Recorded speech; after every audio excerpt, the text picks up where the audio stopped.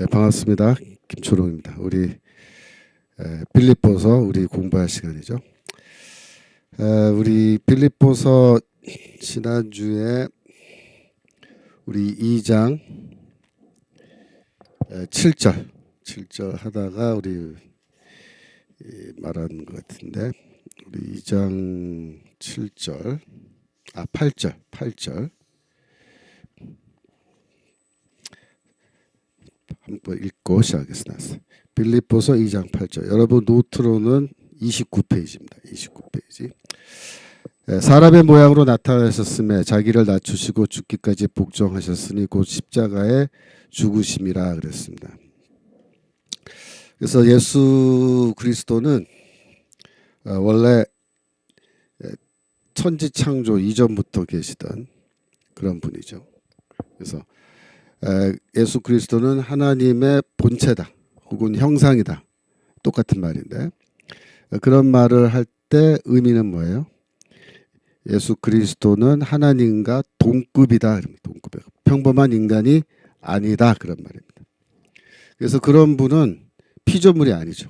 하나님의 피조물이 아니에요. 하나님과 동급이니까. 그래서 천지창조 이전부터 이미 계시던 분이다. 그래서 우리가 그리스도의 선제, 프리익지스턴스라는 말을 한번 했었죠. 그래서 그 선제라는 건 뭐예요? 천지창조 이전에 이미 존재한다, 그런 말입니다. 갈라디아서 4장 4절. 갈라디아서 4장 4절. 때가 참에 하나님이 그 아들을 보내사, 그러니까 아들을 보내사 이렇게 할 때, 보낸다 그럴 때 이미 있는 존재를 보낼 수 있지 없는 존재를 보낼 수 있어요? 그러니까 보낸다라는 말, 하나님이 아들을 보내셨다라는 말 자체에 뭐가 담겨져 있어요? 선제사상이라는, 선제사상. 선제사상이 담겨져 있다, 그렇게 말합니다. 이렇게 말하면 또 시비 거는 사람들이 있어요. 뭐라고 시비 거냐면, 아니 구약 성경에 보면은 선지자를 하나님이 보낸다라는 말을 할 때 똑같은 표현이 나오죠. 선지자를 보내다. 그러면 선지자를 보낸다 그러면 선지자가 선제하는 거냐? 그건 아니죠. 왜? 그때 선지자는 이미 태어나서 살아있는 사람이에요.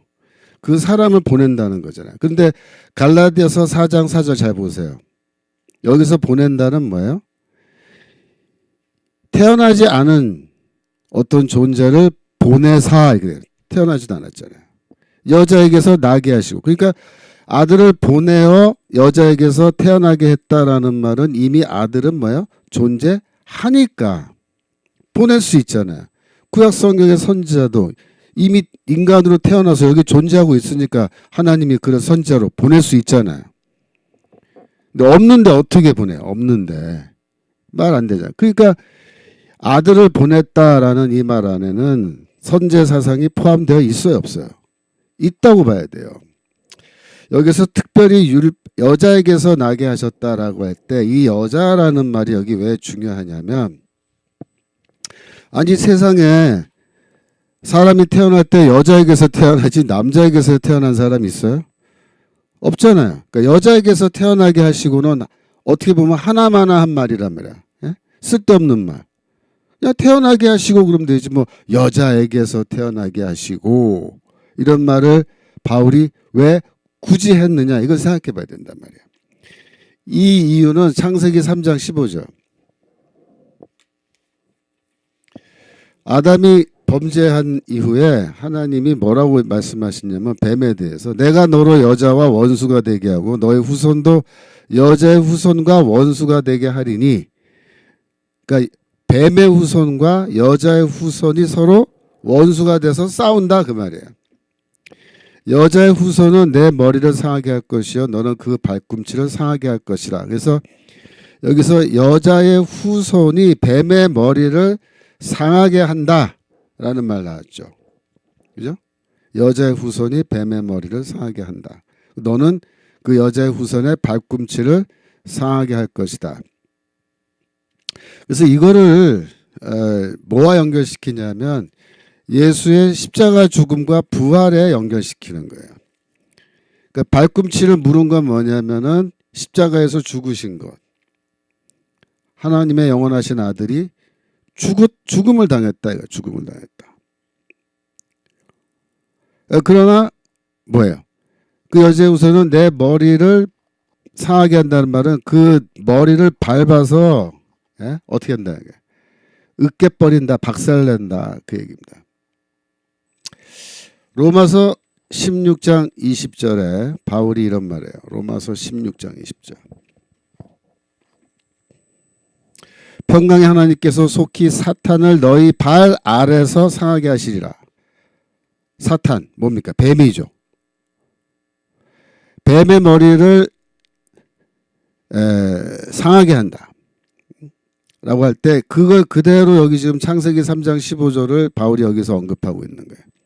그러니까 우리는 뭐라는 거예요? 우리가 누구라는 거예요? 우리가 바로 여인의 후손이라는 거예요. 여인의 후손. 우리가 왜 여인의 후손이 될 수 있어서? 네? 바로 여인의 진정한 후손이신 예수 그리스도에게 속하는 그의 백성이 됐기 때문에 그렇게 된 거죠. 그래서 원래 진정한 여인의 후손, 뱀의 머리를 으깨버리는 진정한 여인의 후손 누구겠어요? 예수 그리스도, 예수 그리스도. 다시 돌아가서 갈라디아서 4장 4절. 그래서 여인에게서 여자에게서 태어나게 하셨다라는 말은 예수 그리스도가 누구라는 거예요. 창세기 3장 15절에 나오는 뱀의 머리통을 대가리를 밟아 으깨버려서 박살을 내버리는 바로 그 여인의 후손이다. 그 얘기입니다.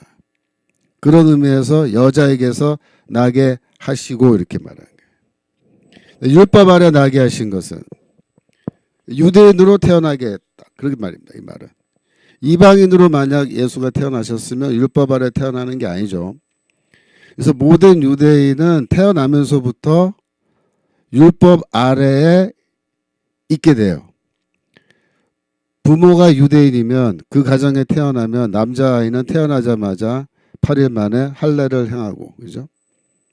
그래서 키울 때 율법 교육을 시킨단 말이에요. 유대인들은 전통적으로. 물론 오늘날의 전통적 유대인이 아닌 사람들은 그렇게 안 하죠, 물론. 하지만 원래 전통적 유대인들은 다 그렇게 해봤어요. 지금도 그렇게 하고 있고. 그래서 예수가 율법 아래 태어났다는 것은 유대인으로 태어나셨다. 그런 말이고, 또 어떤 뜻이 있어? 율법 아래 있다는 말은 그가 앞으로 미래에 율법에 의해서 재판받으시고, 율법에 의해서 정죄당하시고, 유죄 판결 받으시고, 율법에 의해서 처형당해 죽는다 라는 역사의 아이러니입니다. 왜? 이미 창세 이전부터, 창조 이전부터 선지하셨던 영원한 하나님과 같은 분인데 그분이 높아요? 율법이 높아요? 당연히 그분이 높죠. 그런데 그분이 율법 아래에 태어나서 율법에 의해서 재판받고 유죄 판결받고 율법에 의해서 처형당해 죽는다는 거예요. 이게 어마어마한 모순이고 아이러니죠. 그런데 그걸 하나님은 뭐예요?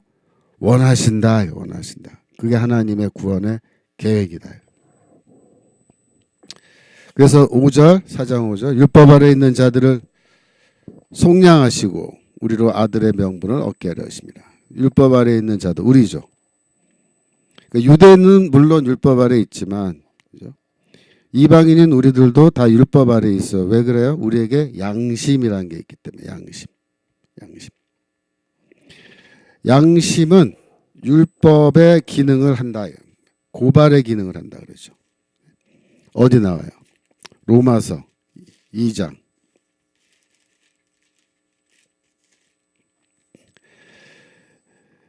14절.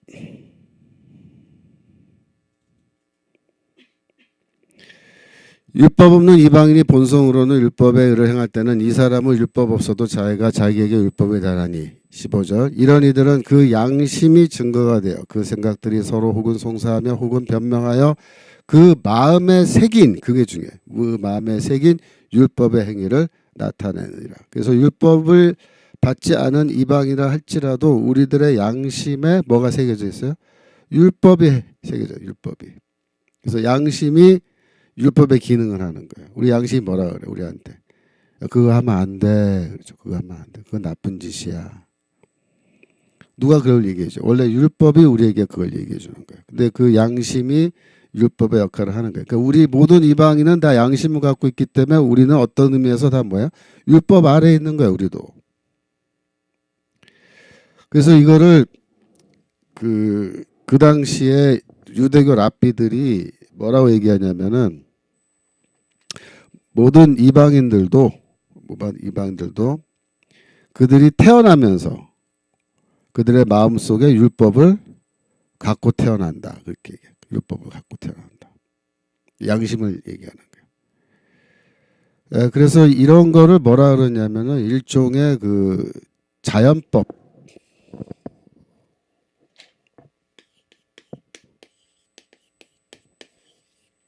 자연법 사상이라는 게 있죠. 근대 시대에 서양의 사상가들 중에 자연법 사상을 주장한 사람이 있어요. 자연법 사상이라는 건 뭐예요? 인간이 만든 어떤 법이 아니고 자연스럽게 이미 존재하고 있는 어떤 법, 그런 겁니다. 어떤 법. 그래서 이 자연법 사상에서 제일 중요한 게 뭐예요? 소유권. 이 소유권이라는 것은 굳이 법을 만들어 놓지 않아도 이거는 자연적으로 존재하는 자연법이 보장하는 거다. 그래서 왕이라 할지라도 어떤 백성의 소유권을 침해할 수가 없다. 뭐 이런 얘기를 했거든요. 근데 이런 자연법이란 건 뭐예요? 모든 인간이 공통적으로 인정하고 받아들이는 어떤 보편법을 말해요. 보편적 원리. 그렇죠. 그래서 이 천부 인권, 하나님이 우리에게 인간에게 주신 어떤 권리라고 말할 때 소유권 이런 걸 말하는 거예요. 소유권. 그런데 지금 바울이 이 로마서 2장 15절에서 얘기하는 게 이런 자연법 사상하고 비슷해요. 근데 이게 바울만 갖고 있었던 게 아니라 그 시대 유대교 랍비들도 다 이걸 인정하고 있었던 거예요. 그래서 이미 유대인들과 이방인들이 다 공통적으로 갖고 있는 법, 모든 사람들이 보편적으로 갖고 있는 법이란 게 있다 이거죠. 뭐냐, 양심이다 이거죠. 양심은 우리에게 뭘 얘기하냐면 남의 거를 훔치면 안 돼. 이렇게. 남의 거 훔치면 안 돼. 십계명에 나오죠. 도둑질하지 말라. 그럼 뭐예요? 소유권에 대한 거죠. 소유권을 침해하면 안 된다. 다른 사람의 소유권을. 그런데 율법이 없어도 세계 어느 나라에 가도 사실 아주 원시 그런 문화 이런 곳에 가도 사실 이 소유권, 남의 것을 훔치면 안 된다라는 이런 기본적인 원리, 법 그런 게 있습니다. 다. 그래서 남의 것을 훔치는 것은 다 범죄다라고 인식을 하는 거죠. 범죄다. 자, 거기까지 해야죠. 더 나가면 또 성경 이야기에서 많이 빠져나가니까. 소유권에 대해서 하고 싶은 말이 많이 있지만, 자 일단 진도하겠습니다. 8절, 아까 7절까지 해서 그래. 8절 다시 한번 보겠습니다. 빌립보서 2장 8절.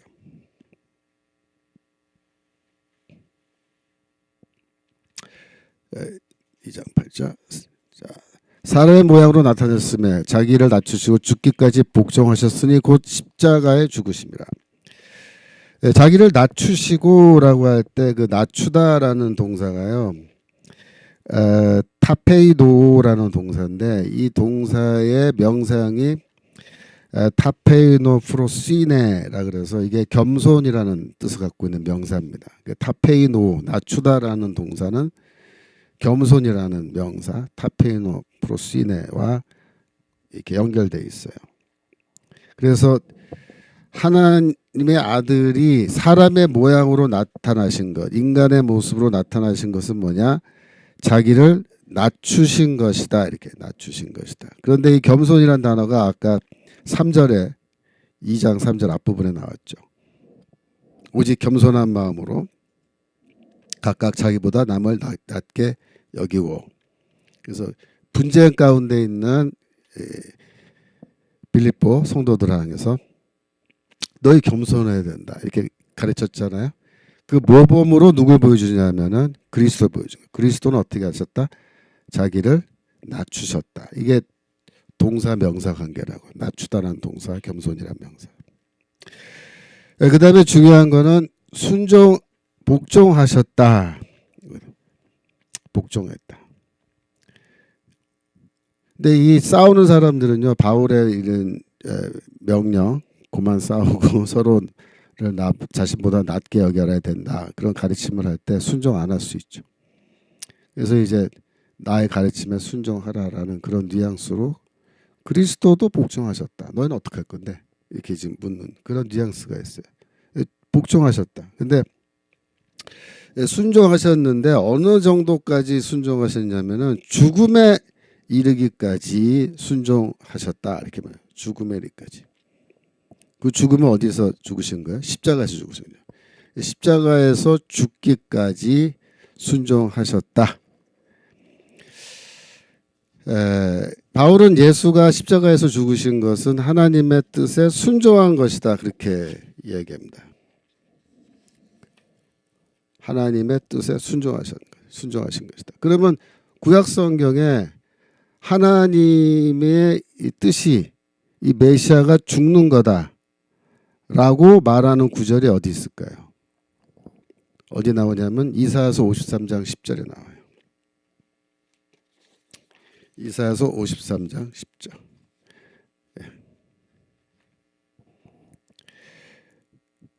여호와께서 그에게 상함을 받게 하시기를 원하사 질고를 당하게 하셨은즉, 여호와께서 그에게, 그는 누구냐면 주의 종이에요. 주의 종. 고난받는 주의 종. 그 주의 종이 상함을 받는 것을 하나님은 뭐다? 원하셨다. 원하셨다. 그러니까 자기의 종이 가능하면은 상해를 안 입고 건강하게, 그죠? 이게 지내기를 하나님 원하실 것 같은데 이 주의 종은 아니야. 주의 종은 하나님이 뭘 원하시냐면 네가 고난을 당해야 돼. 그런 거예요. 상함을 당해야 돼. 네가. 어느 정도로 상함을 당하냐 하면은 질고를 당케 하셨은즉 그 영혼은 뭐야? 생명입니다. 생명. 그의 생명을 속건 제물로 드리게 이르면 이렇게 됩니다. 드리기에 이르기까지 상함을 받게 하길 원하신다. 그런 말이에요. 그래서 속건 제물로 번역됐는데 이 단어가 아삼이라는 단어인데 이거는 속죄 제물로 번역하는 게 맞아요. 제가 여기에 대해서 짤막한 논문도 최근에 하나 써서 이제 이제 곧 10월 달에 저기 잡지가 나올 텐데 그 성서마당이라고 한 5페이지짜리 논문인데 그냥 거기에 왜 이 속건 제물이 아니고 속죄 제물로 번역해야 되는지 제가 자세하게 설명을 했는데 뭐 이 시간에 그 설명할 시간은 지금 없으니까 그냥 지나갑니다만, 여하튼 그의 생명을 속죄 제물로 드리기를 하나님은 뭐예요? 원하셨다. 근데 중요한 게 뭐냐면 또 그의 손으로 여호와의 뜻을 성취하리로다. 이게 또 중요해요. 왜? 그는 누구예요? 그 주의 종. 주의 종은 어떻게 한다는 거예요? 여호와의 뜻을 성취한대. 여호와의 뜻이 뭔데? 상함을 당하고 자신의 생명을 속죄 제물로 바치는 거예요. 자기 자신을 속죄 제물로 바치는 거. 그거를 하나님이 원하셨는데 이 종은 그 뜻을 어떻게 해요? 성취. 어떻게? 순종함으로 성취하는 거예요. 그래서 그의 손으로 여호와의 뜻을 성취한다는 말에 뭐가 들어있어? 순종이라는 주제가 들어있는 거예요. 아유, 지금 채팅창 보니까 아주 많은 분들이 지금 출석하시고 지금 같이 수업하고 계시는데 반갑습니다. 김석순 성도님, 충주입니다. 충주. 아유, 참 좋은 시대예요. 충주에서도 동시에 이렇게 수업을 제가 서울에 사고 있는데 들을 수 있고 너무 지금 좋은 시대 살고 있습니다. 자, 다시 돌아와서 그래서 마가복음 10장 45절 가시면 예수께서 자기가 이 땅에 오신 목적을 뭐라고 얘기하느냐. 굉장히 중요한 구절이죠. 10장 45절. 저희 학교 신대원 입시 시험에 성경 암송 구절로 이게 자주 나와요. 인자에 온 것은 섬김을 받으려 함이 아니라 도리어 섬기려 하고 자기 목숨을, 자기 영혼을, 그죠? 생명을 많은 사람의 대속물로. 대속물은 아까 이사야서 53장 10절로 말하면 뭐예요? 속죄제물이에요. 속죄제물. 많은 사람을 위한 속죄제물로 주기 위하여 인자에 온 것은 내가 왔다 이거야. 내가 왔다. 내가 온 이유는 뭐예요? 섬김을 받으려 함이 아니라. 근데 여기 섬김을 받는다라는 말은 어디서 온 거예요? 다니엘서 7장 14절에서 온 거예요. 다니엘서 7장 14절. 다니엘서 7장 14절 보시면 13절부터 봐봐요. 13절. 내가 또 밤 이상 중에 보았는데 인자 같은 이가, 그러니까 인자 같다는 말은 사람처럼 보이는 이가라는 뜻이거든요. 그래서 제가 줄여서 우리가 인자라 그래. 인자가 하늘 구름을 타고 와서, 그러니까 와서라는 말이 중요해요. 왜? 이게 오다라는 동사거든요. 오다. 인자가 온 것은 할 때 오다라는 동사잖아요. 오다. 그러니까 인자가 오다 온 것은 요거는 뭐야? 다니엘서 7장 13절에서 온 거예요. 내가 인자고 내가 이 땅에 왔다. 14절. 그에게 권세와 영광과 나라 주고 모든 백성과 나라들과 각 방언한 자로 그를 어떻게 섬기게 하였으니. 섬기다. 섬기다라는 동사 나왔죠. 여기. 그러니까 인자에 온 것은 섬김을 받으려 함이 아니요. 이렇게 말할 때 원래 다니엘서 7장 14절에 따르면 인자가 오면요. 그 인자는 섬김을 받아야 돼요. 왜? 성경에 이렇게 돼 있잖아. 다니엘서 7장 14절에 모든 인간들이 다 그를 섬기게 하셨다고. 예수께서 이렇게 말하신 거예요. 내가 인자고 내가 여기 왔어. 근데 원래 내가 인자이기 때문에 여기 오면은 섬김을 받아야 돼. 다니엘서 7장 14절에 이렇게 돼 있지. 그런데 이번에는 아니야. 이번에는 너희가 나를 섬기는 게 아니라 내가 너희를 섬기려고 온 거야. 이렇게 말합니다. 인자가 온 것은 섬김을 받으려 함이 아니라 도리어 섬기려 하고, 그 말이야. 내가 너희를 섬기려고 온 거야. 그러면 질문이, 인자가 우리를 섬겨? 어떻게 인자가 우리를 섬길 수 있지? 이렇게 질문하겠죠. 그러면 뭐라고 대답해요? 어떻게 섬기냐 하면 내 목숨을 많은 사람을 위한 속죄제물로 줌으로써 내가 너희를 섬길 거야. 그렇게 말씀하신 거예요. 네. 아이고, 밥 조이풀님, 저는 시드니에서 청각합니다. 아이고, 대단합니다. 시드니, 듣고사라님. 우와, 시드니 청교도 신학의 5대양 6대주로 전파하자. 맞습니다. 5대양 6대주로 전파하세요. 주변에. 아니 정말 뭐 제 자랑이 아니라 여러분 어디 가서 빌립보서 강의 제가 이렇게 설명드리는 것만큼 그렇게 제대로 잘 설명 들으실 수 있는 강의 쉽지 않아요. 정말 뭐 외국의 어떤 뛰어난 교수들이 빌립보서 강의한다. 뭐 영어로 잘하시는 강의가 있을 수 있죠. 하지만 제가 스스로 자부합니다. 제 강의는요. 어디 누가 다른 사람 강의하는 거에 비해서 그렇게 빠지지 않아요. 여러분들이 들어보시면 알 거예요. 그러니까 여러분들이 자신감 갖고 소개하세요. 다른 데서 이런 강의 정말 듣기 쉽지 않습니다. 저도 지금 뭐 최선 다하고 있어요. 어젯밤에도 제가 노트 하나 또 올렸죠. 노트 잠깐 볼까요?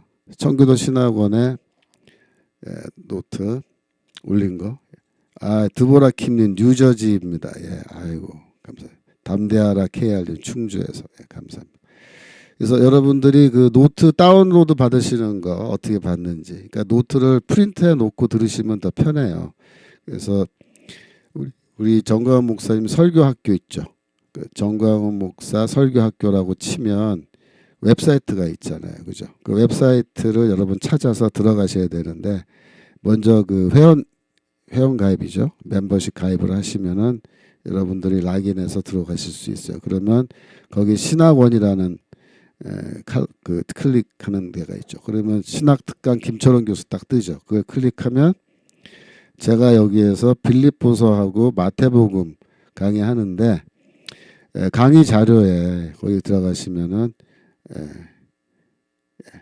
그죠? 그래서 지금 하고 있는 거는 2장 11절에서 11절이고 이게 끝나면은 2장 12절에서 30절 이제 연결해서 할 텐데 여러분들이 미리 그거 클릭하셔가지고 프린트해서 뽑아서 놓으세요. 그래야 다음 시간에 편안하게 들으실 수 있습니다. 예. 그래서 여러분들이 미리 강의 노트 프린트 하시라고 어젯밤에 다 만들어서 또 올렸어요. 자, 다시 돌아와서 그래서 마가복음 10장 45절 다시 보면 인자에 온 것은 여기는 뭐야? 다니엘서 7장 13절 섬김을 받으려 함이 아니라 이건 다니엘서 7장 14절 도리어 섬기려 하고 어떻게 우리 섬기실 거냐? 그다음에 보세요. 아니 마가복음 그냥 보여주세요. 마가복음 어떻게 섬기냐? 자기 목숨을 많은 사람의 대속물로 준다. 이거는 어디서 왔어요? 이사야서 53장 10절. 여러분 이렇게 이 마가복음 10장 45절을 이해하셔야 돼요. 무슨 뜻이냐면 다니엘서 7장과 이사야서 53장의 내용이 결합되어 있다. 그렇게 얘기해요. 예수께서 이 땅에 오신 목적, 인카네이션, 성육신하신 목적입니다. 마가복음 전체에서 제일 중요한 구절이 이거예요. 다시 한번 보여주세요. 10장 45절. 마가복음 전체를 한마디로 요약하는 핵심 키 워드가 아니고 키 벌스. 예. 가장 중요한 성경 구절. 그래서 외워야 되는 거예요. 신학생들 입학하고 싶으면은 이거 다 외우고 오라는 거예요. 우리 암송 구절이 있거든요. 거기 그 100% 포함시켜 놓습니다. 우리가.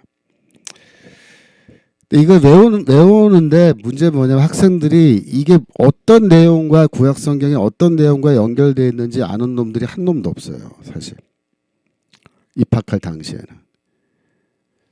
제 수업에 들어오면 제가 다 설명해줘서 알려주죠. 근데 제 수업에 안 들어오면 졸업할 때까지 모르고 졸업하고 나가는 거예요.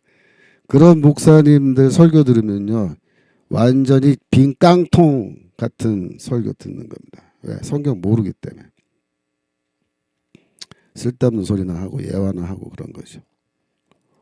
그러니까 목사님들 설교할 때 이런 성경 구절을 차근차근하게 이게 성경 구절, 구약 성경과 어떻게 연결되어 있는지 설명해 주는 그런 설교를 해야 돼요, 사실은. 그래야 성도님들의 그 성경 수준이 향상되고 성경을 열심히 읽고 싶은 마음이 생긴단 말이야.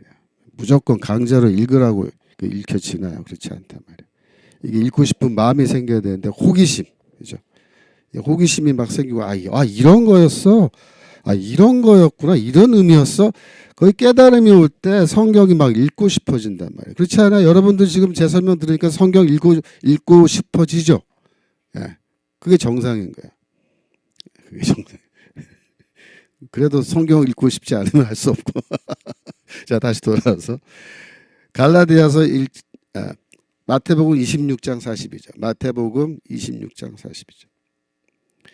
겟세마네 동산에서 예수께서 기도하실 때 시험에 들지 않게 깨어 있어 기도하라. 마음에는 원이로되 육신이 약하도 하시고. 42절. 다시 두 번째 나가 기도해 가라사대 내 아버지여 만일 내가 마시지 않고는 이 잔이 내게서 지나갈 수 없거든. 이 잔이 어떤 잔이냐면 하나님의 진노가 담겨져 있는 잔이에요. 하나님의 진노. 하나님의 진노를 이렇게 쏟아 부으신단 말이에요.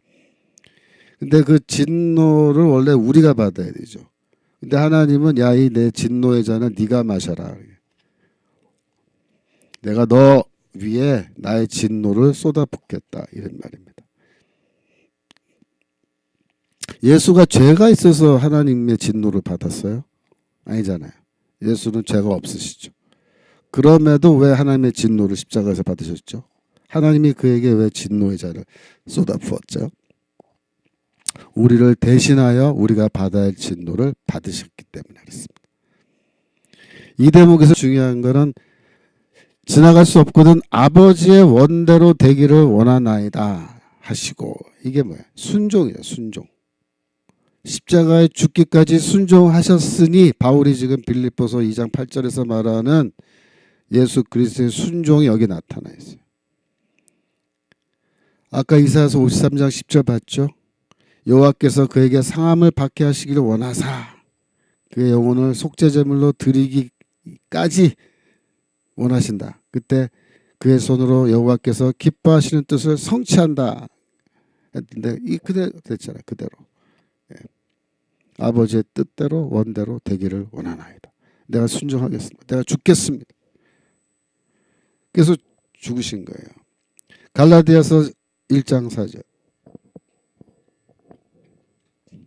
갈라디아서 1장 4절. 그리스도께서 하나님 곧 우리 아버지의 뜻을 따라라.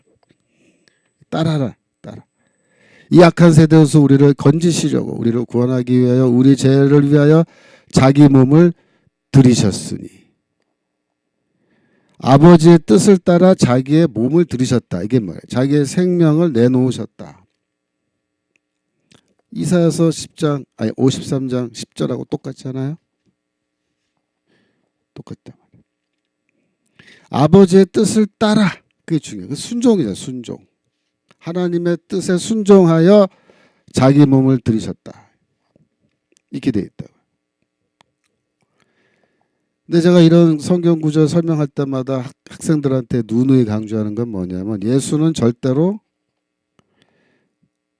자기는 죽기를 원하지 않았는데 자기 뜻에 반하여 강제로 타살당한 거다라고 주장하는 미친놈들 말을 믿으면 안 된다. 이게 무슨 말이냐면 예수의 죽음을 설명할 때 이 성경 모르는 목사들이나 성경 모르는 신학자들이 뭐라고 설명하냐면 이렇게 설명해요. 예수는 유대 사회에서 개혁을 주장하다가 이렇게 개혁을 주장하다가 그 다음에 등장하는 말이 뭐야? 기득권이란 말. 기득권 세력의 미움을 받아서 이렇게 개혁을 주장하다가 기득권 세력의 미움을 받아서 그들에게 붙잡혀 살해당했다. 살해당했다. 그래서 예수의 개혁은 진행되지 않았다는 거예요. 미완의 혁명이었다. 그렇게 얘기해요. 미완의 혁명이었다.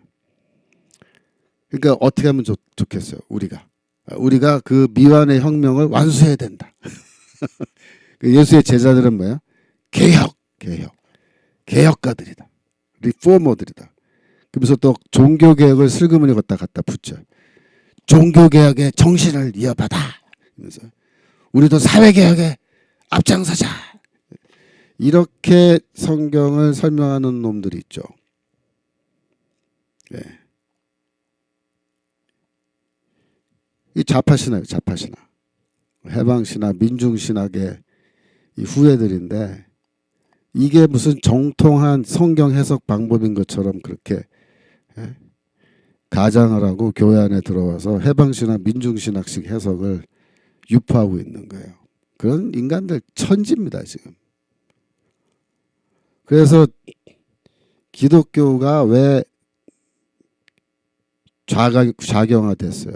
기독교 우리 성도들이, 대한민국 성도들이 대부분이 좌경화됐단 말이에요. 왜? 이런 식으로 성경 해석하니까. 근데 잘 보세요. 예수가 기득권 세력에 의해서 자기는 원하지 않았는데, 자기는 죽기를 원하지 않았는데 강제로 자기 뜻에 반하여 강제로 끌려가서 살해당했다라는 이들의 주장이 왜 틀려요? 성경 말씀에 분명하게 나와 있어요. 갈라디아서 1장 4절 다시 보세요. 우리 아버지의 뜻을 따라 우리 죄를 위하여 자기 몸을 주셨다. 들으셨단 말 주셨다는 거거든요. 이게 주다라는 동사예요. 또 디도미 동사. 자기 몸을 주셨다. 누가? 예수가. 거기 자발성이 들어있다. 자발성이. 순종은 뭐예요? 자발성이잖아요. 순종은 자발적으로 하는 거예요. 그게 진짜 순종이야. 타에 의해서 강제로 잡혀 죽으면 그게 순종이에요? 이 아버지의 뜻을 따라 자기 몸을 준 거예요? 아니잖아요. 그러니까 그런 해석이 뭐야? 틀린 거예요. 틀린 거예요. 여러분 절대로 속으면 안 됩니다. 예수가 무슨 기득권에 의해서 미움을 받아가지고 강제로 붙잡혀서 자기 뜻에 반하여 자기는 죽고 싶지 않았는데 강제로 죽임을 당했다. 살해당했다. 이런 식의 성경 해석 때문에 한국교회가 지금 굉장히 좌경화되어 있는 겁니다. 그래서 그런 말 했을 때 속으면 안 돼요. 성경은 분명히 말합니다. 예수는 마가복음 10장 45절에서 뭐라 그랬어요? 내 목숨을 많은 사람의 대속물로 주기 위하여 내가 이 땅에 왔다. 이렇게 천명하잖아요. 겟세마네 동산에서 아버지의 원대로 되기 원한다고 본인이 이렇게 기도하셨다고 기록되어 있는데 무슨 헛소리예요. 무슨 헛소리. 그 절대로 그렇게 속으시면 안 돼. 예수의 죽음은 자발적입니다. 하나님의 뜻에 순종하여 십자가에 죽기까지 복종하심이라. 거기에 굉장히 중요한 메시지가 있어요. 모든 종류의 해방신앙, 민중신앙, 아류의 그런 성경 해석, 특별히 예수가 왜 십자가에서 죽으셨나라는 것을 설명하는 엉터리 설명법들을 한 방에 날려버리는 그 파워가 망치가 아니라 오한마입니다. 오한마 같은 그런 큰 망치가 빌립보서 2장 8절에 여기 들어있는 거예요. 아유, 그 채팅창 보니까 이영순 성도님 대만에서 함께합니다. 아이고, 또 경리 성도님 여기 산호세입니다. 대만 산호세. 아, 참, 네. 반갑습니다. 네. 산호세 누군지 내가 알 것 같은데. 네, 반갑습니다. 자, 다시 돌아와서 히브리서 5장 7절에서 9절.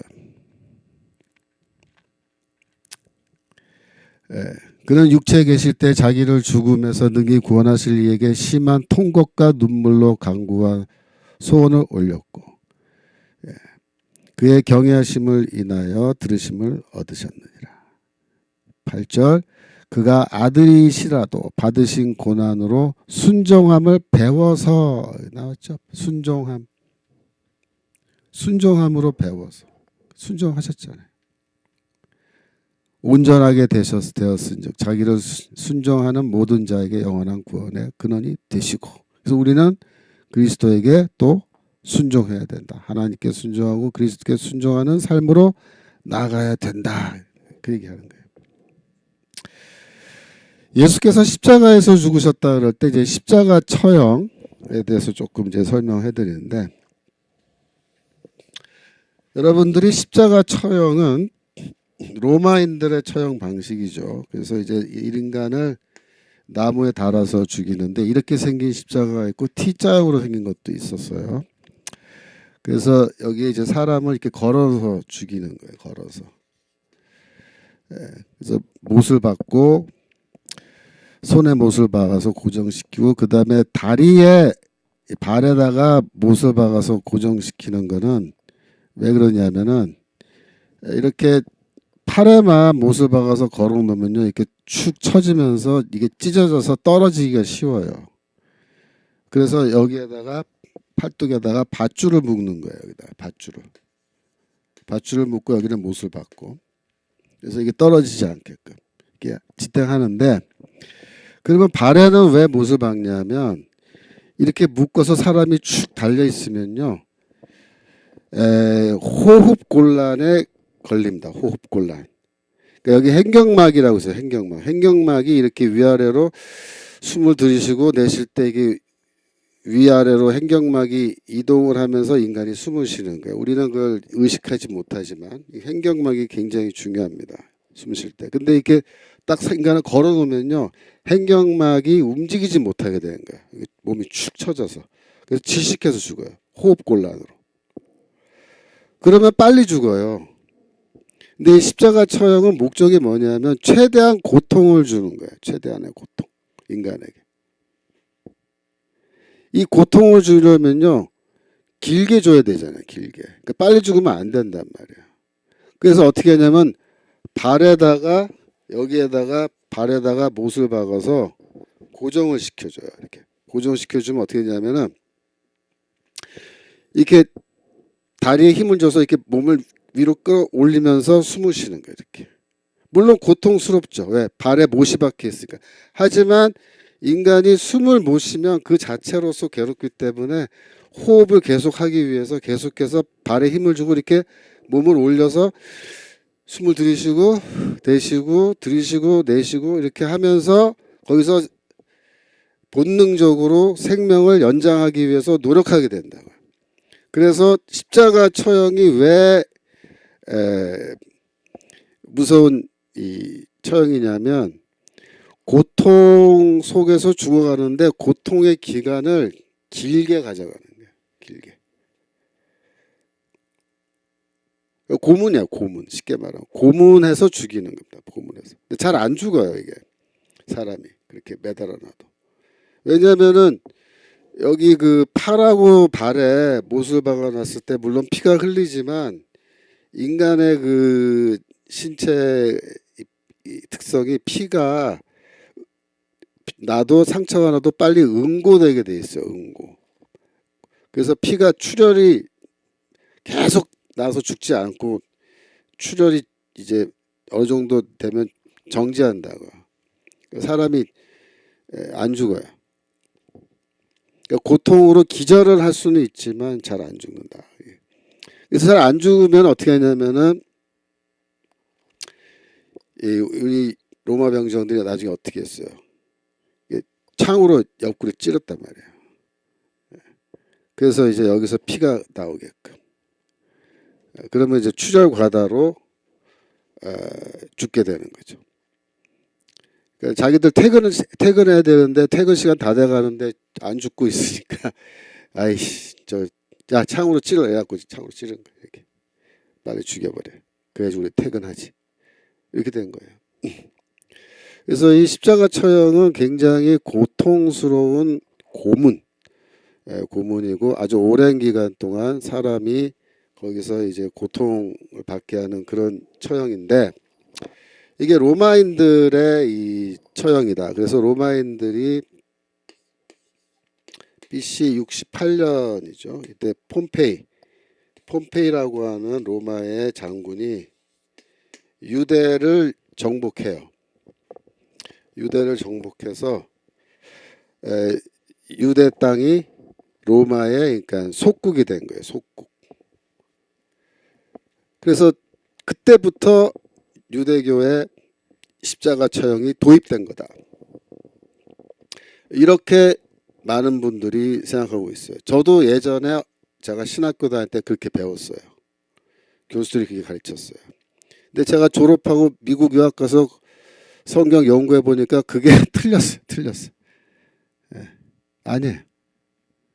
한참 만에 틀린 거예요. 그래서 제가 거기에 대해서 학교에서는 좀 자세하게 설명드리고 지난번 갈라디아서 할 땐 제가 아주 자세하게 설명드렸죠. 그래서 좀 간단하게 설명드리면 신명기 21장 22절 신명기 21장 22절 사람이 만일 죽을 죄를 범함으로 내가 그를 죽여 나무 위에 달거든. 그러니까 사형에 해당하는 죄를 지으면 사형에 처해서 죽이게 돼 있죠. 그러니까 죽인 거예요. 사형에 집행한 거예요. 그래서 23절 그 시체를 나무 위에 밤새도록 두지 말고 이렇게 되어 있습니다. 그러니까 사람을 처형해서 그 시체를 나무에 달아라라는 게 원래 신명기 21장 22절 23절에 있는 율법이에요. 여기에 무슨 말이 나오냐면 내 하나님 여호와께서 내게 기업으로 주신 땅을 더럽히지 말라. 나무에 달린 자는 하나님께 저주를 받았습니다. 그래서 하나님께 저주받은 자라라는 게 이 십자가 처형과 연결되어 있는 거예요. 그런데 이 성경 구절은 신명기 성경 구절 이렇게 되어 있지만 이미 예수께서 태어나시기 이전부터 즉 BC 2세기입니다. BC 2세기부터 이미 유대인들은 십자가 처형을 시작하고 있었어요. 거기에 대한 역사적 기록이 남아 있습니다. 기록은 요세푸스라는 사람의 역사서에도 나오고 또 쿰란 문서에도 나오고 그 다음에 미슈나에도 나와요. 다양한 자료에서 우리가 이런 자료들을 다 모아서 학자들이 검토해 보니까 이미 로마인들이 유대 땅을 점령하기 이전에 유대인들은 사람을 나무에 달아 처형하는 그런 처형을 실시하고 있었습니다. 근데 이상한 건 뭐냐면 신명기법에는 사람을 죽여서 죽은 시체를 나무 위에 달아 놓으라고 되어 있는데 BC 2세기 그 당시에 이런 관행을 놓고 보면 그때 그 당시 유대인들은 신명기법을 어떻게 해석했냐면 사람을 죽여서 시체를 나무에 다는 것이 아니라 산 사람을 나무에 달아서 죽여라라는 그런 식으로 이 성경 구절을 해석하고 있었어요. 특이하죠, 그죠? 문자적으로 보면은 산 사람을 나무에 다는 게 아니고 시체를 다는 건데 왜 그러면 그 당시에 유대인들은 이 법을 이렇게 달리 해석했을까? 그 이유가 어디 있냐면 민수기 25장에 나와요. 민수기 25장 3절부터 보면 출애굽한 이스라엘이 그 모압 지방에 도달했을 때 이스라엘이 바알 부올에게 부속됐다는 말은 뭐냐면 모압 왕의 초청을 받아 모압 신들을 우상 숭배하는 제사에 참여하고 거기서 음식을 먹고 모압 여인들과 음행을 했다라는 거예요. 그래서 4절 여호와께서 모세에게 이르시되 백성들의 두령들을 잡아 즉 지도자들입니다. 두령들을 잡아 태양을 향하여란 말은 낮에란 뜻이에요. 낮에 밤에 하지 말고 해가 떠 있을 때 여호와 앞에 목매어 달라. 목매어 달라라고 되는데 목매어라는 단어는요. 이건 성경 본문에 없는 단어예요. 번역하는 한국 대한성서공회의 번역자가 임의로 즉 자기 마음대로 여기 집어넣은 단어예요. 목매어라는 단어. 원래는 어떻게 되냐면 여호와 앞에 달아라라고 돼서 달아라. 그리하면 여호와의 진노가 이스라엘을 떠나리라. 그러니까 단다라는 말이 무슨 뜻이냐? 여호와 앞에서 이 인간들을 달아라라는 말이 무슨 뜻이냐면은 나무에 못을 박아서 달아라 그런 뜻입니다. 나무에 못을 박아라. 그래서 이 대목을 헬라어로 번역한 그 헬라어 구약 성경들이 있거든요. 근데 헬라어 구약 성경이 70인역도 있고 신마쿠스 버전이라 그래서 또 다른 그 번역본이 또 있고 여러 가지 번역본이 사실 있어요. 그래서 우리가 그거를 다 참고로 하는데 거기 보면은 이 달라라는 동사를 헬라어로는 어떻게 번역했냐면 십자가 처형할 때 사용하는 그런 동사들을 여기서 다 사용했습니다. 그래서 무슨 뜻이냐면은 이거는 사람을 나무에 달아서 죽이는 이런 식의 처형법은 출애굽한 그 당시에 이미 시작된 거다. 그래서 이 하나님 앞에 달아서 사람을 죽인다는 것은 이제 구약학자들은 뭐라고 얘기냐면 이것은 일종의 그 하나님의 심판이면서 동시에 하나님 앞에서 이들을 제물로 바치는 걸로 그렇게 또 해석을 하기도 해요. 근데 중요한 건 뭐냐면 진노가 이스라엘을 떠난다. 하나님이 진노하셨기 때문에 이들을 죽임으로써 이들을 심판하심으로 하나님의 진노가 부분적으로 이제 뭐야 사그라드는 거예요. 사그라드는 거. 그런 뜻입니다. 그래서 이 십자가 처형이라는 것은 원래 유대교의 처형 방식입니다. 그렇게 보셔야 돼요. 십자가 처형. 로마인들의 처형 방식이기도 하지만 유대인들은 이 십자가 처형을 어떻게 이해하냐면 신명기 21장 22, 23절의 관점에서 그렇게 이해하는 거예요. 아, 저거는 사람을 산채로 나무에 달아 죽이라는 민수기 25장 4절의 명령과 연결된다 이렇게 보는 거예요. 그래서 나무에 달려 죽은 사람은 하나님께 저주를 받았음이니라 라고 하는 21장 23절 신명기 그 구절과 연결해서 아, 저 사람은 왜 나무에 달려 죽느냐, 왜 십자가 처형을 당해 죽느냐, 하나님께 저주를 받았으므로. 왜 저주를 받았느냐, 뭐 이유는 다양할 수 있겠죠. 근데 예수 당시에 예수의 죽음은 왜 그러면 예수가 나무에 달려 죽었느냐라고 할 때 산헤드린의 대답은 뭐냐면 예루살렘 공의 대답은 뭐냐면 예수는 거짓 선지자였다 그런 뜻입니다. 거짓 선지자. 그래서 저 인간은 죽여야 된답니다. 죽여야 된다. 그리고 이 산헤드린은 예수를 이제 거짓 선지자로 이해하고 고발해서 이제 재판을 하는 와중에 그 예수께서 하신 말이 이제 신성모독에 해당하는 말. 신성모독에 해당하는 말이 뭐예요? 인자가 보좌 우편에 앉은 것과 구름을 타고 오는 것을 너희가 보리라 라는 말을 함으로써 내가 하나님 보좌 우편에 앉아서 내가 구름을 타고 올 거다라는 나는 그런 말을 했을 때 이거는 신성모독이다. 그래가지고 이제 신성모독죄로 더 이상 재판이 필요 없다. 우리 모두가 증인이다. 이래가지고 이제 유죄 판결 내리고 사형 선고 내린 거거든요. 하지만은 그 전에 이미 산헤드린은 예수가 거짓 선지자라는 그런 판단을 하고 있었어요. 근데 왜 예수를 거짓 선지자로 봤느냐? 이유는 예수가 율법을 어기기 때문입니다. 율법을 어겨.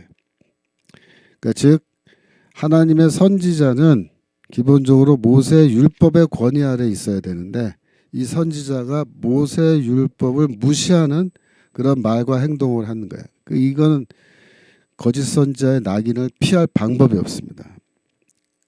예수는 물론 의도적으로 그렇게 했지만 내가 율법 위에 있는 존재라는 것을 알려주기 위하여 그러나 그것 때문에 이제 거짓 선지자로 몰려서 처형을 당하게 되는 것이죠.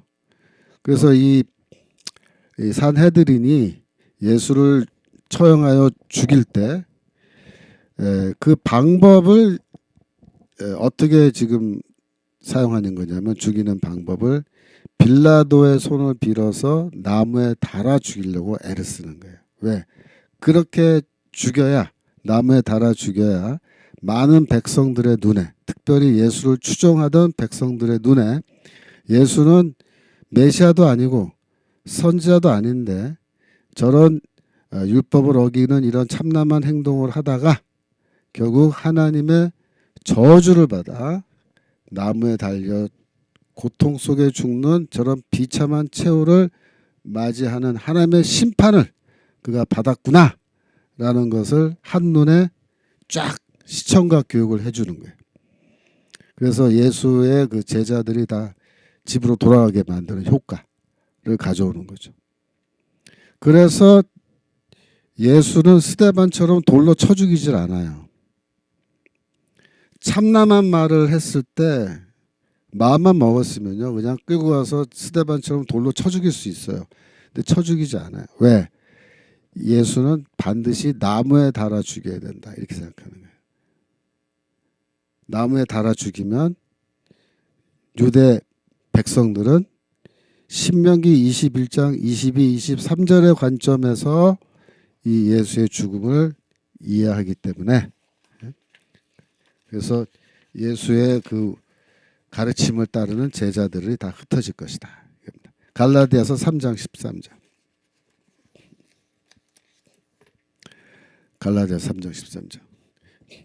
예수께서 그리스도께서 우리를 위하여 저주받은 바 되사 율법의 저주에서 우리를 속량하셨으니 기록된 바 나무에 달린 자마다 저주 아래에 있는 자라 하였습니다. 그러니까 바울이 이제 그 도착하는 도시에 회당이 있으면 항상 그 회당에 들어가서 복음을 선포했잖아요. 그 복음의 선포 내용은 뭐냐면 저 십자가에서 처형당해 죽은 나사렛 예수가 하나님의 아들이요 메시아고 그가 부활하셨다라는 겁니다.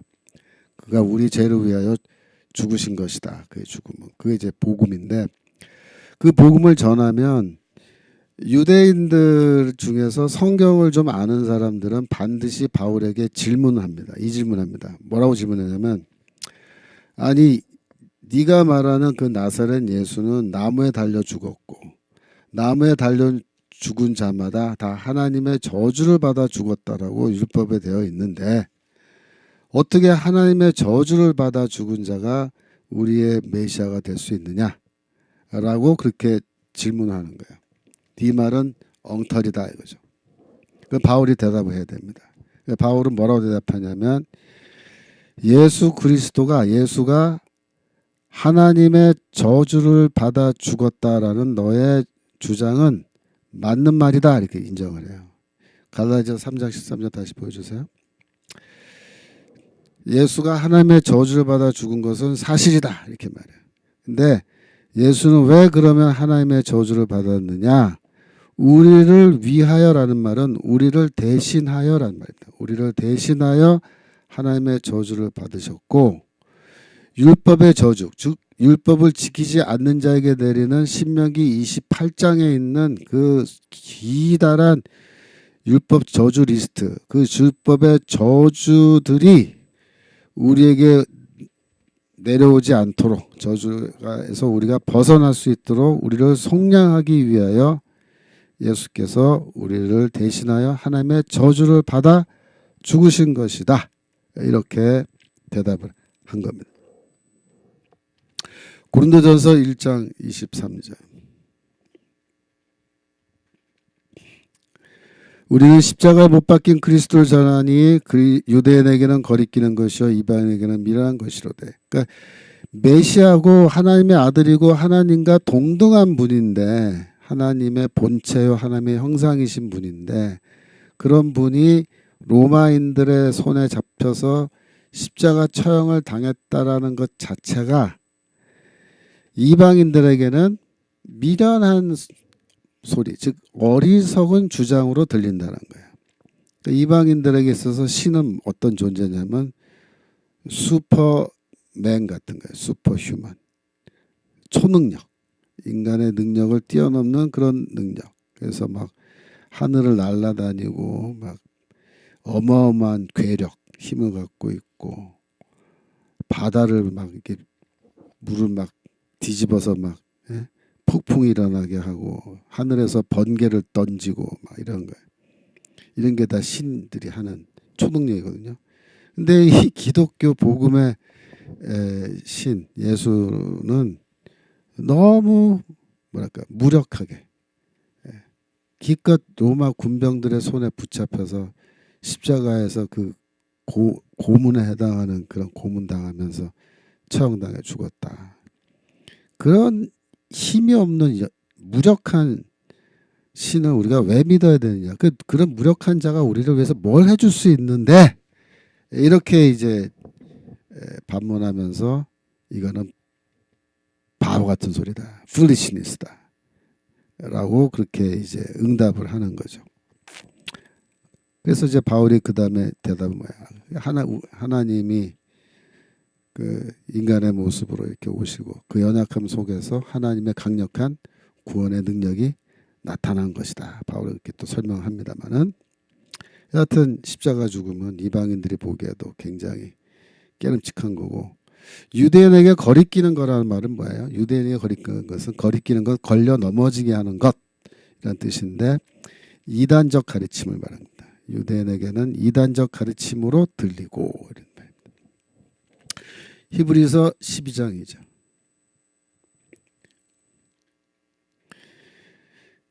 믿음의 주요 또 온전케 하시는 이인 예수를 바라보자. 저는 그 앞에 있는 즐거움을 위하여 십자가를 참으사 부끄러움을 개의치 아니하시더니 하나님 보좌 우편에 앉으셨느니라. 그렇죠.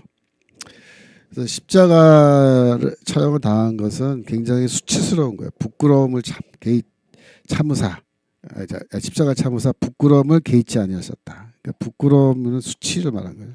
수치스러운 거죠. 생각을 해보세요. 오늘날 그 공개 처형을 안 하잖아요.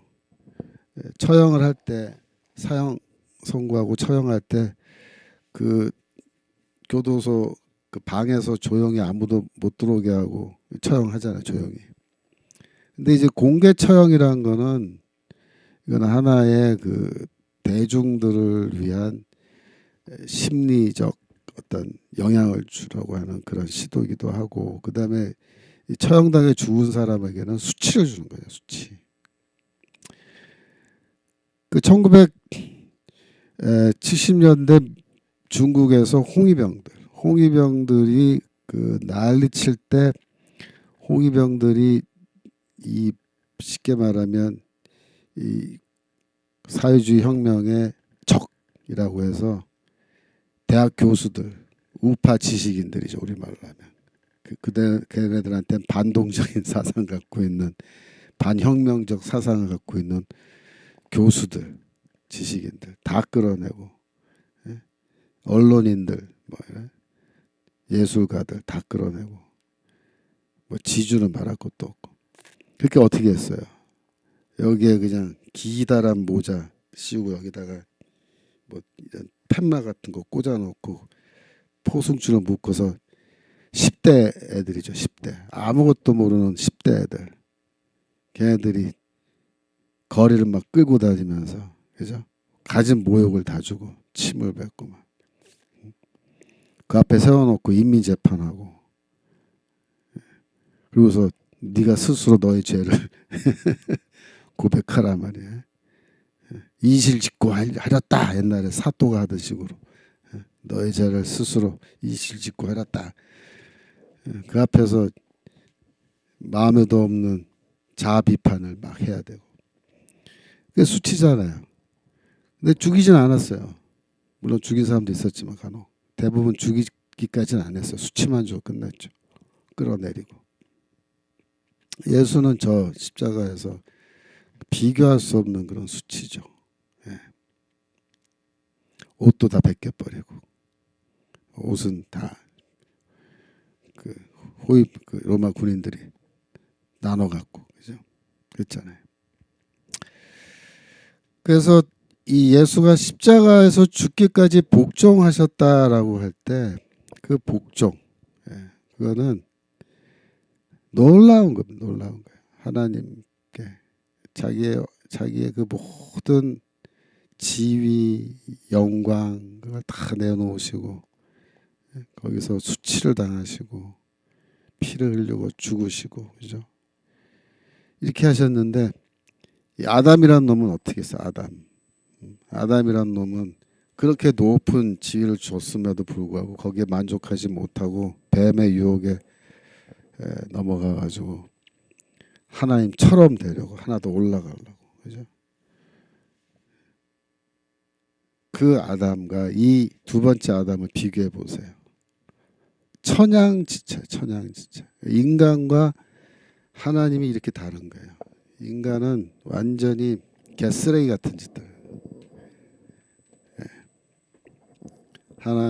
하나님의 아들 예수 그리스도는 정말 인간이 상상할 수 없는 그런 고귀한 희생, 자기 희생이죠. 고귀한 자기 희생과 겸손과 자기 낮추심과 순종, 이걸 한 번에 다 보여주신 그런 놀라운 사건이 바로 십자가 죽음이라 이겁니다.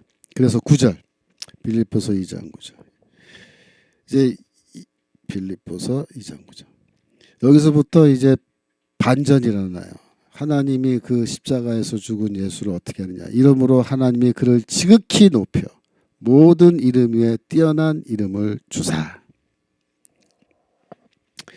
그래서 6, 7, 8절은 저 하나님의 형상이신 보좌 우편에 앉아 계셨던 그 그리스도가 이렇게 낮아지신 것을, 인간의 모습으로 오시고 종의 모습으로 오시고 더구나 십자가에 죽기까지 순종하시는, 그걸 다 설명한 다음에 이제부터 하나님이 그를 높이시는 거, 그 비하와 승기라 그러죠. 비하와 승기가 이제 함께 나타나는데, 이제 승기 차례입니다. 승기. 그래서 지극히 높이다라고 되어 있는 이 동사가요, 원래 그 헬라에서 휩소라는 동사가 높이다라는 뜻이에요. 휩소. 근데 바울이 여기에다가 휘페어라는 접두어를 붙여요.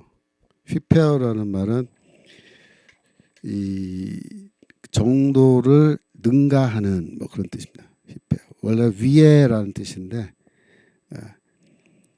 높이는데 보통 높이는 게 아니라 지극히 높인다. 그래서 휘페어 휩소라는 동사는 뭐예요? 휩소라는 동사, 그냥 높이다라는 동사에 아주 그 강조형입니다. 강조형. 지극히 높이다. 아주 많이 높이다. 그런 뜻이에요. 근데 이사야서 52장 13절에 보시면, 이사야서 52장 13절, 고난받는 주의 종의 노래 첫 번째 성경 구절이 이거예요. 여호와께서 가라사대 보라 내 종, 나의 종이죠. 그래서 하나님이 나의 종이라고 부르니까 이 종을 주의 종 혹은 여호와의 종이라고 그렇게 부르는데, 이 종이 형통하리니 받들어 높이 들려서, 그래서 받들어 높이 들리다 라는 말이 원래 70인역에는 휩소 동사로 되어 있어요. 휩소 동사의 수동태로. 그런데 원래대로 하면은 바울이 지금 이사야서 52장 13절을 참고해서 만약에 빌립보 찬양시를 썼다면 그냥 휩소라는 동사를 쓰면 돼요. 근데 바울이 여기에다가 휘페어라는 접두어가 붙어있는 휩소 동사, 지극히 높인, 그냥 높이다가 아니라 지극히 높이다라는 그 강조형을 사용한 겁니다. 그래서 빌립보서 2장 9절 다시 보여주시면 거기서는 뭐예요? 그를 지극히 높여. 자, 그러면 지극히 높였다라는 거는 뭐 어느 정도로 높였다라는 말일까요? 가장 높은 곳은 어디예요, 여러분? 하나님 보좌입니다. 보좌. 그러니까 지극히 높였다라는 거는 하나님이 그를 하나님의 보좌에 이르기까지 높이셨다, 그런 뜻입니다. 로마서 8장 34절, 누가 정죄하리요? 죽으실 뿐 아니라 다시 살아나신 이는 그리스도 예수시니 그는 하나님 우편에 계신 자요 우리를 위하여 간구하시는 자시니라. 그래서 바울은 뭐라 그래요? 부활하신 그리스도가 승천하셔서 그는 하나님 우편에 지금 앉아 계신다, 이렇게 말하죠.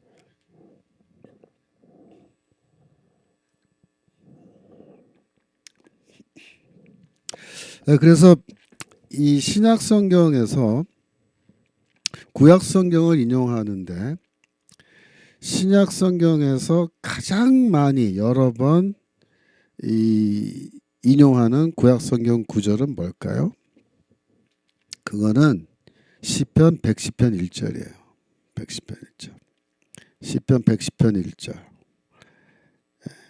110편 119. 여호와께서 내 주에게 말씀하시기를 내가 내 원수로 내 발등상 되게 하기까지 너는 내 우편에 앉으라 하셨도다 라고 해서, 우편에 앉으라라는 요게 핵심이에요. 그래서 그러니까 이 누군지, 다윗이 나의 주라고 부르는 건데, 이 분이 하나님 보좌 우편에 하나님과 함께 앉아 계신다 뜻이죠. 그래서 하나님 보좌에 함께 앉아 계시고 다윗이 나의 주라고 부르고 있기 때문에 보통 분이 아닌 거예요. 이게 메시아를 나타내는 분인데, 메시아인데 다윗의 후손임에도 불구하고 다윗이 나의 주라고 부르니까 인간이 아니죠. 보통 평범한 인간이 아니란 말이에요. 그래서 이 110편 1절이 신약 성경에서 가장 많이 인용되는 성경 구절인데, 제가 31페이지 하단에 이 110편 1절이 인용된 그 성경 구절들을 쫙 리스트해 놨죠. 로마서 8장 4절부터 해서 뭐 쫙, 그죠? 엄청 많죠. 가장 많이 인용되는 성경 구절이에요. 구약 성경. 즉 신약 성경이 제일 좋아하는 구약 성경 구절 하나를 꼽아라. 뭐예요? 시편 110편 1절이에요. 왜 그 구절을 좋아하죠? 원래 예수가 거기에 앉아 계셨던 분이고 그 자리를 버리고 이 땅 위에 인간의 모습으로 오셨는데 십자가에 죽고 부활하신 후에 승천하셔서 다시 그 자리로 돌아가셨다. 그 얘기입니다. 그래서 이 성경 구절을 그렇게 자주 인용하는 거예요.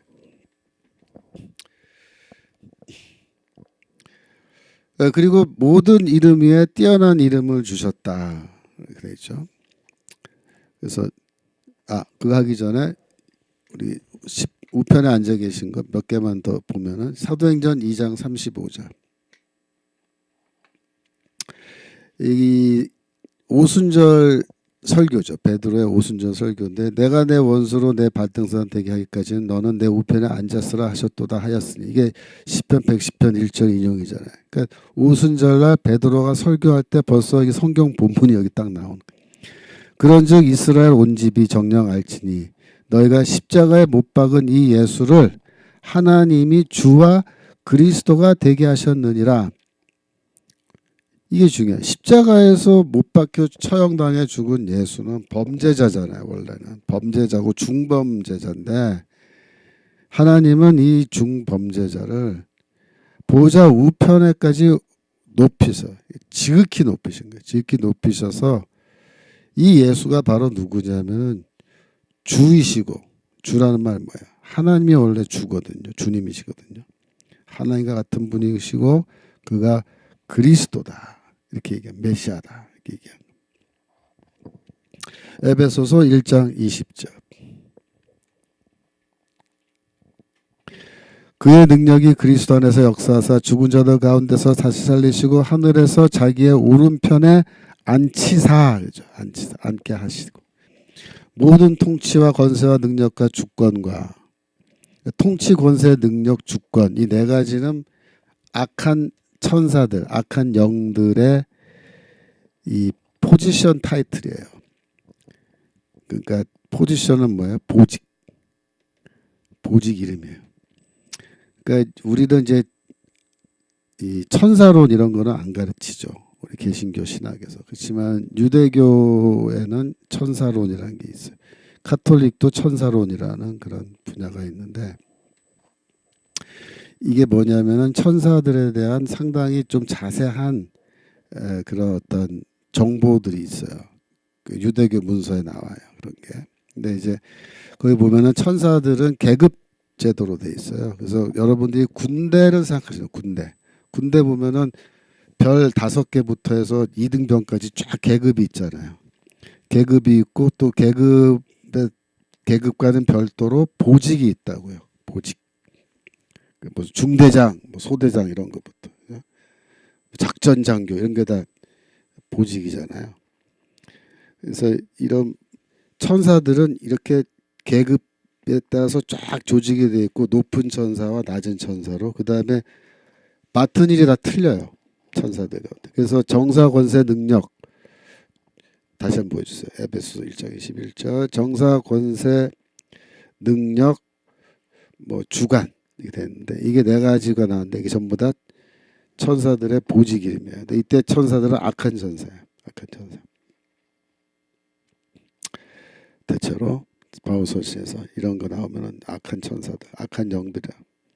이 세상뿐만 아니라 오는 세상을 일컫는 모든 이름 위에 뛰어나게 하시고 이름 나왔죠. 뛰어난 이름. 시편 8편 1절. 거기에 보면은 여호와 우리 주여 주의 이름이 온 땅에 어찌 그리 아름다운지요.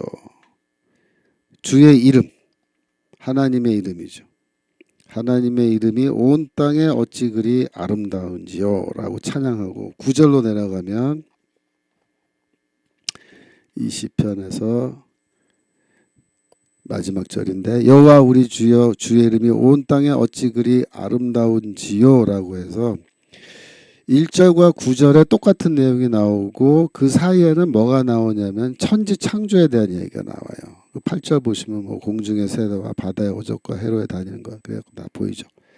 그 천지 창조를 말하면서 하나님의 이름이 온 땅에 어찌 그리 아름다운지요 하면서 이 하나님의 이름이 영광 받으셨다 그러죠.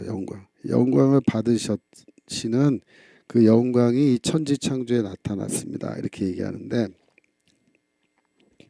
여기 보시면은 6절 주의 손으로 만드신 것을 다스리게 하시고 만물을 그 발 아래 두셨으니라고 해서 이때 그는 누구예요? 아담이야. 아담.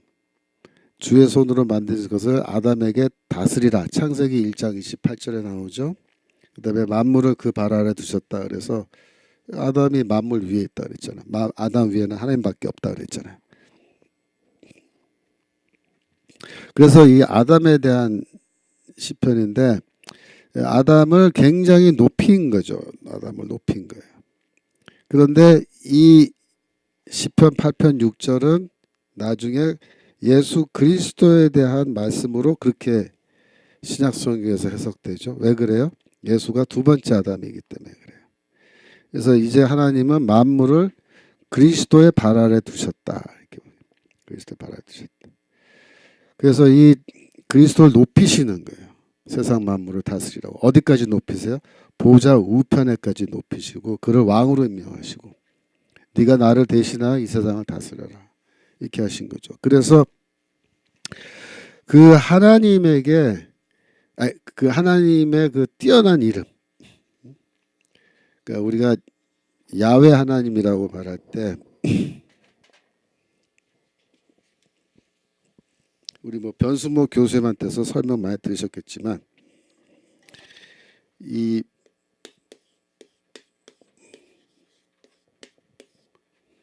그래서 히브리어로는 이렇게 쓰잖아요. 그래서 요거는 발음이 모음이 어떻게 붙는지 잘 몰라요. 아이고 안 보이는구나. 이거 이 히브리어 이 스펠링 요도 뭐 해 파우하고 다시 해인데 요 자음 4개인데 이거를 영어 스펠링으로 이렇게 음역하면 요렇게 했는데 여기에 원래 어떤 모음을 붙여서 읽는지 잘 몰라요. 왜냐하면 어떤 유대인도 이 단어를 발음을 안 했어요. 라피들도 성경 읽을 때. 그러니까 여기 나오면은 요 단어 나오면 아도나이 주님 이렇게 뭐로 따르게 읽는 거죠. 이 발음을 안 하려고 하나님의 이름을 망령되이 일컫지 않으려고 원래 히브리어 성경은 자음만 있었거든요. 그러니까 이 랍비들의 전승으로 모음을 붙여서 어떤 모음을 붙여서 이 자음을 읽을 건지는 선생님한테 배워야지만 제대로 배울 수 있는 거죠. 그래서 선생님들만 랍비들만 모음을 어떻게 붙여서 읽는지 아는 거예요. 근데 이거는 랍비들도 발음 안 하니까 어떻게 읽는지 모르는 거예요. 그래서 우리가 임의로 야훼 혹은 여호와라고 읽는 이런 발음은 그냥 우리 현대 학자들이 대충 추측해서 붙인 거예요. 쉽게 말하면 어떤 모음 붙여서 읽는지 사실 몰라요. 이거를 제가 32페이지 셋째 줄에 해놨는데 그것을 테트라그라마톤이라는 게 테트라라는 말이 넷이라는 거예요. 4개의 문자로 되어 있는 하나님의 이름이라고요. 그래서 이 하나님의 이름을 그러면은 십자가에 죽은 예수에게 준 거 아니냐, 줬다란 그런 뜻 아니냐. 뭐 그렇게도 볼 수 있어요. 하지만 이제 헬라어로 읽으면은 이제 퀴리오스죠. 퀴리오스.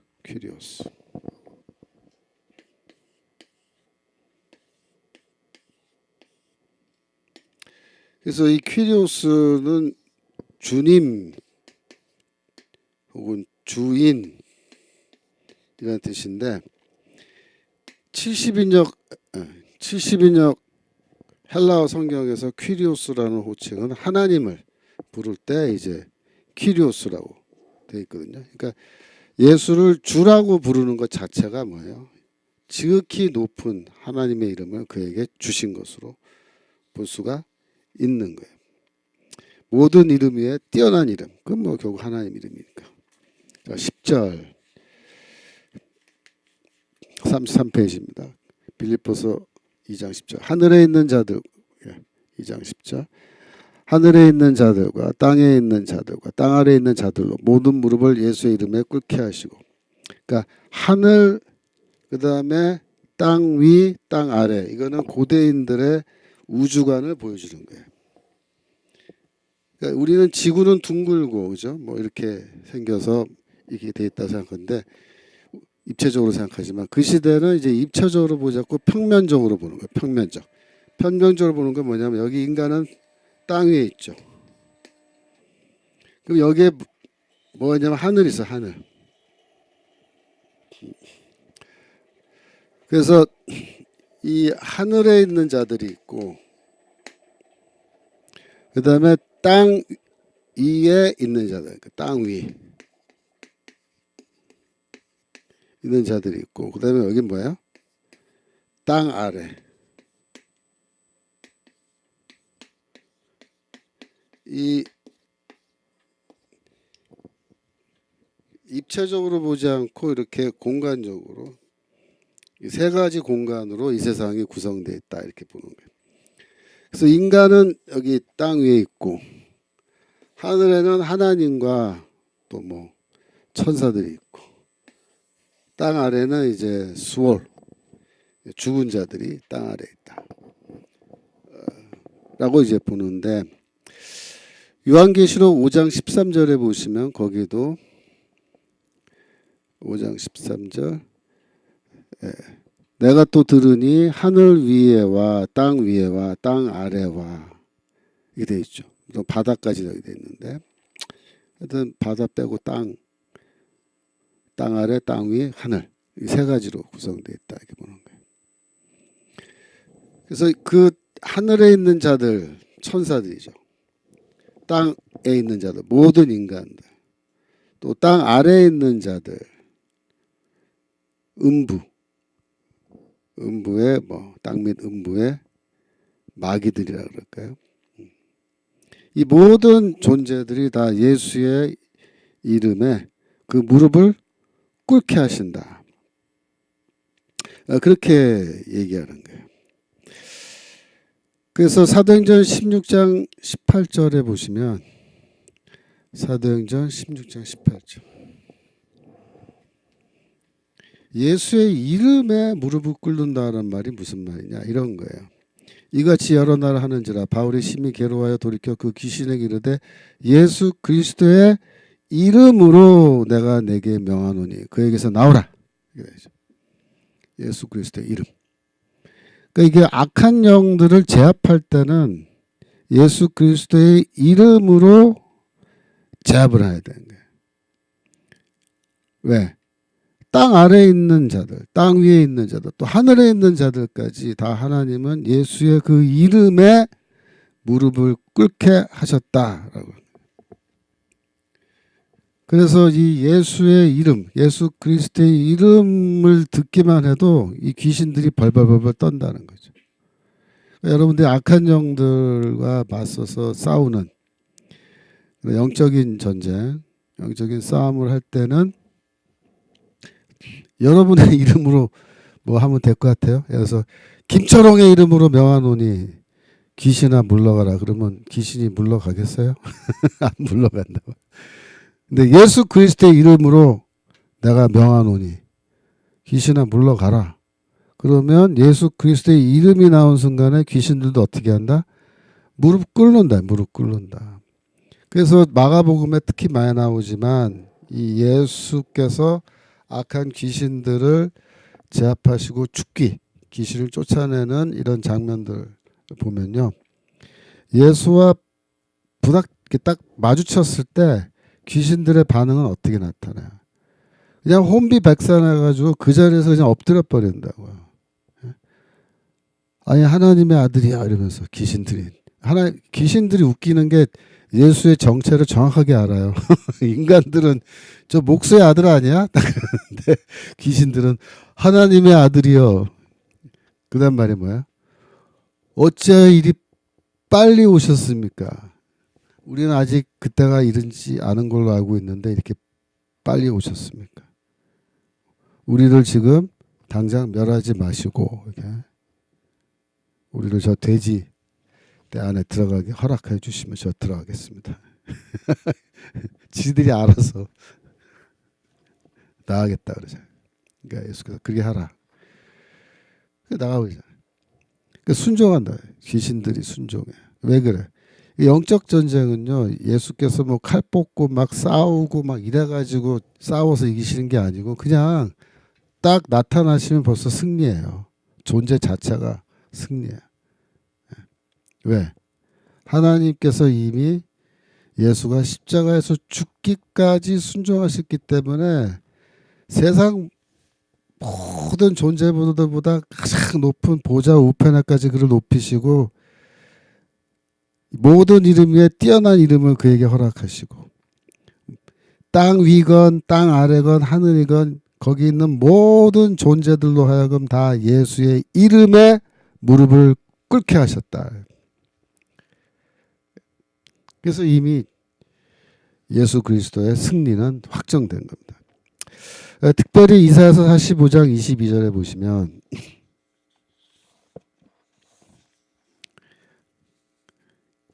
(45장 22절) 45장 22절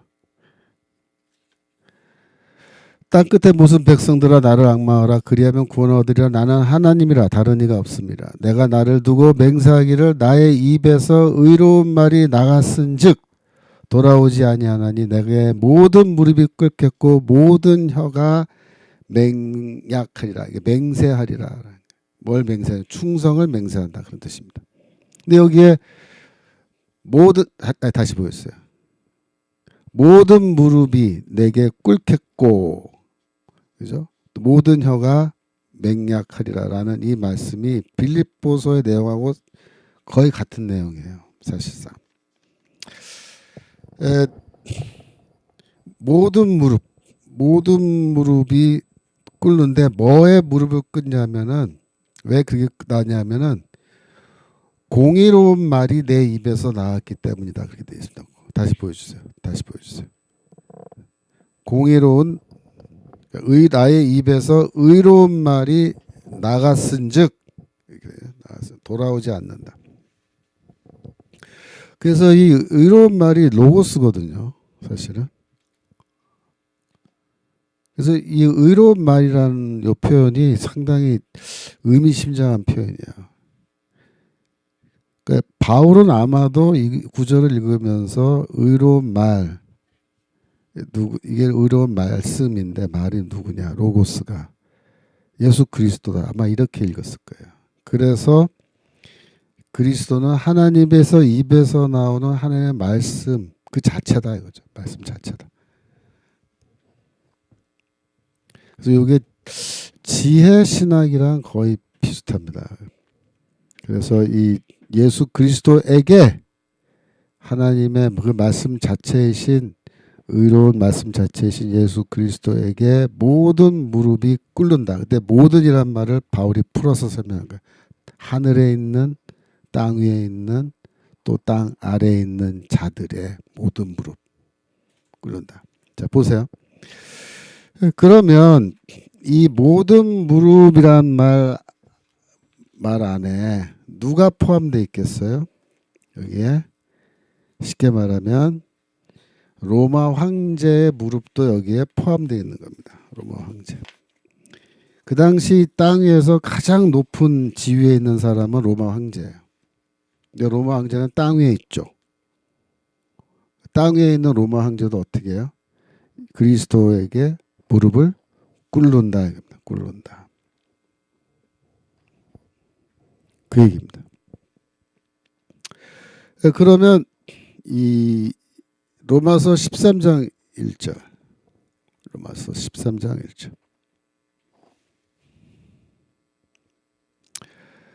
각 사람은 위에 있는 권세들에게 굴복하라. 권세는 하나님께로 나지 않음이 없나니 모든 권세는 다 하나님이 정하신 바라. 이거는요 거의 로마 황제한테 이렇게 말하는 거예요. 야, 네가 로마 황제라?